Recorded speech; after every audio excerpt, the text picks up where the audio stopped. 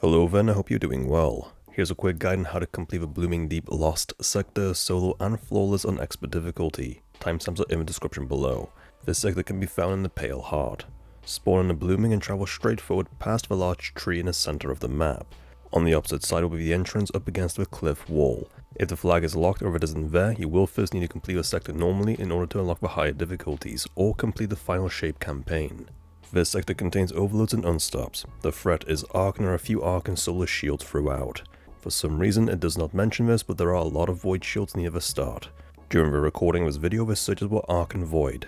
That might be different for you. There's surges on a weekly rotation, so always double check where surges are and match subclasses or weapons of the same element to deal extra damage.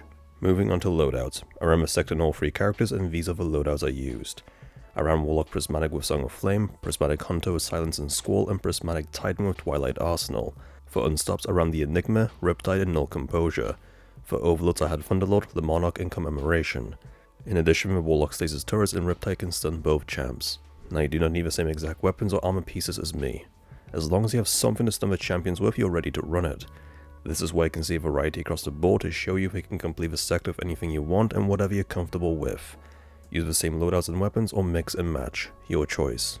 Now onto mods, starting with a class item. Run any of the mods that help reduce your ability recharge timers when using different abilities. You could also run mods Proximity Ward and Healthy Finisher to get your health back along with an overshield when performing a finisher.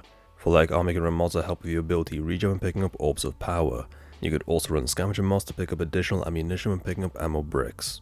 On your chest armor, run a concussive damager to help reduce incoming damage from grenades.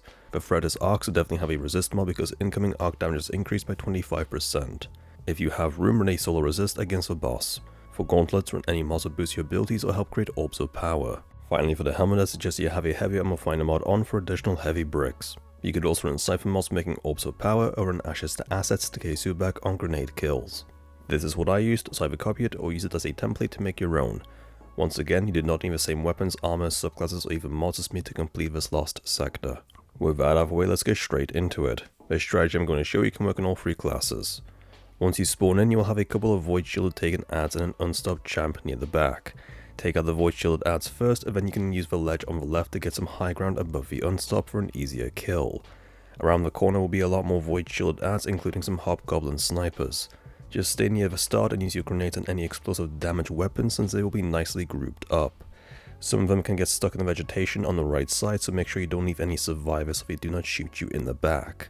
Jump up to where the hobgoblin was, and before you go around the corner to the left, there will be a filing shield waiting to knock you off the map. When you jump there, look immediately to your right to kill the hobgoblin sniper. Follow the cliffline path around the corner where you will need to take out even more enemies. This little alcove is decent cover to help take out the ads ahead of you. Up next you will have a blight to deal with and it can be annoying. There will be a bunch of ads inside, so if you have any lingering grenades, just place them on the inside and step out and wait. Afterwards you will need to jump onto these ledges. I suggest you jump onto the second ledge because you can use it to block line of sight with the overload, so it is much easier to kill. There will be a taken eye, but a single one doesn't do too much damage. Once done, jump down and kill the weaver if you haven't already. On the opposite side will be even more enemies, but you can use the tree trunk for cover to block the shots. Kill the enemies and then take their spot to look to the left. Destroy the taken eyes first, followed by the hobgoblin. Up next you have a chaotic room filled with a ton of enemies. Among them will be an ogre, snipers, taken scions and taken captains. You have 2 options here. You can stay near the start and pixel peek the wall, but there will be even more ads spawning later on which can kill you in this position if you're not careful. The other option is to go in whilst the ads are distracted and jump up onto the left side ledge. There will be 2 signs to kill, but once you do, this high ground makes it much easier to see all the other ads. The large rock near the edge is perfect cover. When most of the ads die, more enemies will spawn in, including a Subjugator. On the far side there are some platforms where the snipers will spawn in, so be careful when peeking either side of a rock. Around the Subjugator will be plenty of enemies, so prismatic grenades make short work of them. Around this time, when a few enemies die, additional reinforcements will spawn in, including an unstopped champ. By the time you are done clearing out the enemies, the Subjugator and Unstop will most likely be the last ones standing. Now the Subjugator has a stasis crystal attack, and if you stand in the doorway, the crystals can reach you. The explosion effect of 1 crystal is enough to kill you, but the crystals can reach you whilst you are on top of this ledge. Instead they go around you, which makes it even better for cover. Just use the high ground to kill the Subjugator first, and you can leave the Unstop for last. Once done, go through the door, but do not go too far in. At the end of the chasm will be bats, vandal snipers and an overload champ. You can snipe them from the front if you want, or jump up onto the ledge on the left and use the rock for cover. Take over that area, and around the corner to the right will be even more enemies, including eyes, phalanxes and vandal snipers. Just stay here and snipe as many of them as possible. Once you think the area is fairly clear, jump up onto the branch in the middle and go around halfway. The end of the branch curves upwards, so you can use that for cover whilst trying to snipe all the remaining enemies. There will also be some bats to the left side, but once you deal with them, you can rotate to the cliff lines and jump up, taking out the vandal snipers along with you. You are now in the boss room, and there really is only one safe spot. As soon as you drop down, the area will be surrounded by a taken force field, so run to the opposite side of the map where the Lucent Lightbearer, who by the way is on our side, is distracting the enemies.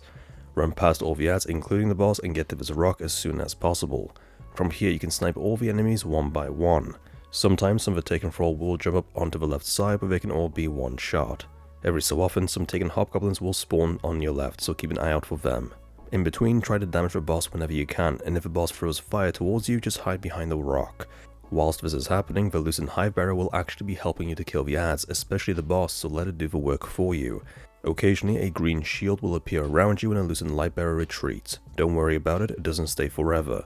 The ads cannot hit you, and you cannot hit the ads with a few exceptions. Taken thrall can walk through it sometimes, but they aren't difficult to kill.